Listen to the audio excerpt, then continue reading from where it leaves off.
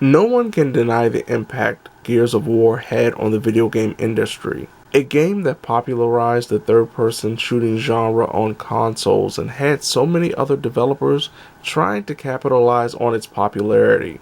Sequels would come and go, with certain games in the Gears franchise being praised for excellent gameplay, both offline and online, redundant gameplay that hadn't progressed since the second entry, with a rather lacking story and characters, or just a poorly thought out experience in general with the spin-off. Like anything that comes with success, it seems like the Gears franchise and its sequels were resting on its laurels, refusing to really push forward and delivering a must-play game. Gears 5 looked to change that perception by opening up the world during its extensive campaign, offering rewards for those dedicated to log in and play a little bit, and multiplayer options aplenty that would have any Gears player, both new and old, with yours truly falling in the latter category, excited to see just how well everything comes together before a chainsaw connects to someone's chest.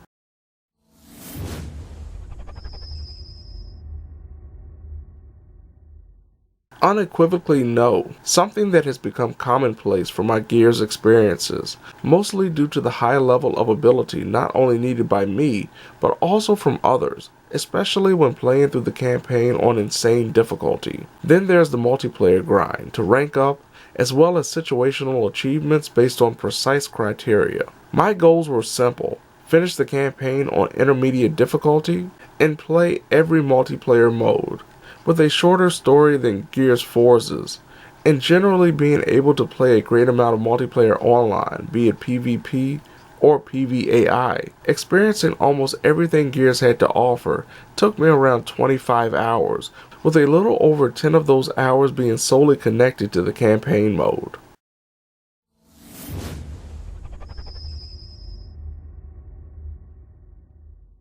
Very few game franchises can say they created a gameplay foundation so good that it didn't need much work to improve upon, like the Gears games.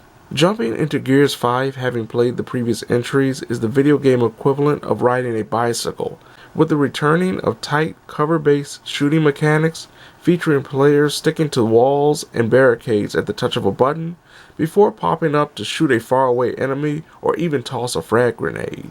Is as strong as it's ever been online or offline, resulting in wild firefights, clutch victories, and players refusing to use anything but a shotgun when the action is between people playing online. Gears 5's story picks up following the events of Gears 4, with some historical videos available in the main menu to watch for those who haven't kept up with all things Gears.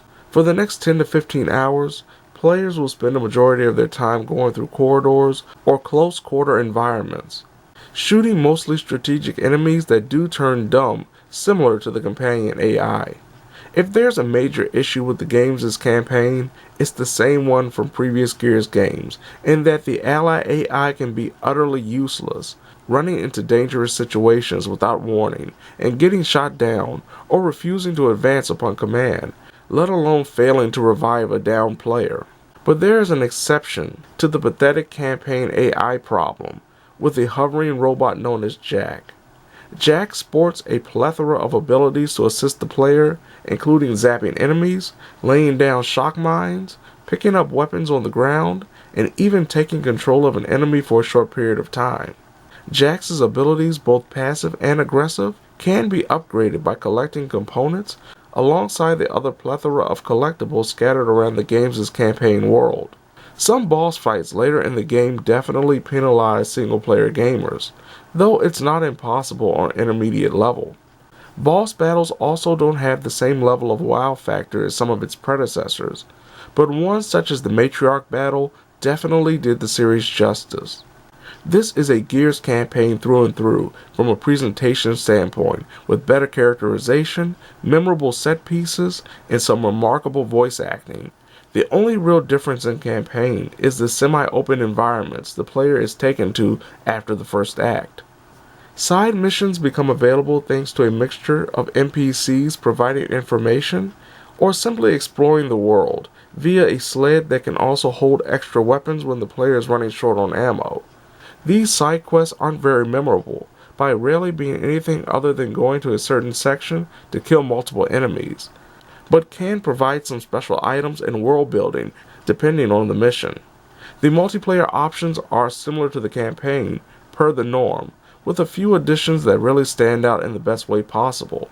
Players can team up in completing the campaign both online and locally, including having a three-way split-screen experience. Horde mode returns so people can come together and take out a copious amount of enemies in waves. The new PvAI escape mode allows for up to 3 players to journey through a poisoned spacecraft, picking up dropped weapons from downed, tougher than normal adversaries, while trying to get the best time possible. Escape mode comes with a map creator. PvP action is just as good as ever, with returning modes like Team Deathmatch and King of the Hill being spread across ranked and arcade modes respectively. A new multiplayer experience in Guardian mode definitely impresses, with players having to ensure the one character assigned as leader per team doesn't die, or that team can no longer respawn non-leader characters when a player meets an untimely fate. Guardian mode completely changes the dynamic of Gears multiplayer modes and became a personal favorite. Players can also customize every character in multiplayer, though it comes at a real price with microtransactions. While it doesn't change the gameplay, it would have been nice to see one major game being released just using in-game currency to reward players, with the option of changing how their characters look or boosting experience points. A more profound issue is connectivity problems. While a majority of the time playing a PvP game is smooth, getting into one can be tiresome and lengthy, and loading up one of the somewhat mundane maps, or a player dropping out and causing the match to desynchronize. Problems with staying connected during a campaign run is a lot more bothersome, due to checkpoint placement potentially causing people to lose progression or even save file corruption.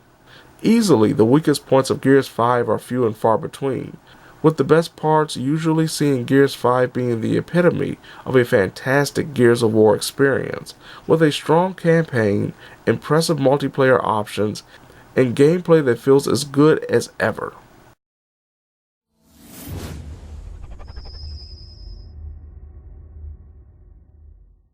The term system seller gets thrown around a lot when it comes to exclusive AAA games, but a good amount of them either have shortcomings that remove them from the conversation of classic video games from that generation, or just aren't able to reach a true status of greatness. Gears 5 proves to be everything that's wonderful about the series, with some flaws that should be fixed as the months progress. For those on the fence about playing what is essentially the most premium version of a game crafted over a decade ago, Gears 5 is actually a part of Xbox Game Pass. And while that is nothing short of a steal, dedicated Gears of War players won't be disappointed with paying full price for a copy. And how many other games can say they have a moment when a train drives a motorcycle into the mouth of a behemoth? I'll be right back! It's dinner time, bitch! No! Are you nuts? Always! But now it's got a mouth